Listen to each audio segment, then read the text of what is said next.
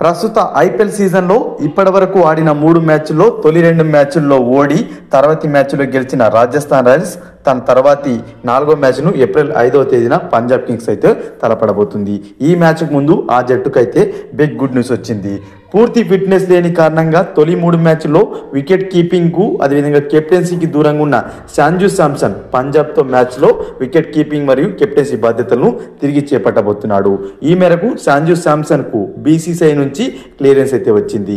చేతువేలి fracture కారణంగా శాంసన్ తొలి 3 మ్యాచ్ల్లో కేవలం బ్యాటింగ్ మాత్రమే పరిమితమైన సంగతి తెలిసిందే.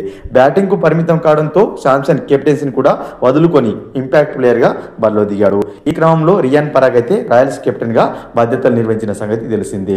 సో పంజాబ్తో మ్యాచ్ కు ముందు సంజు శాంసన్ కెప్టెన్సీ బాధ్యతలు తిరిగి చేపట్టడంతో ఆ జట్టు ఊపిరి పీల్చుకోబోతుంది. ఎందుకంటే తొలి 2 మ్యాచ్ల్లో ఓటమిని ఎదుర్కొన్నప్పటికీ 3వ మ్యాచ్లో స్వల్ప తేడాతో గెలిచింది. సో శాంసన్ మళ్ళీ కెప్టెన్గా బాధ్యత చేపట్టినట్లయితే విజయాల పరంపర కొనసాగే అవకాశం లేకపోలేదు.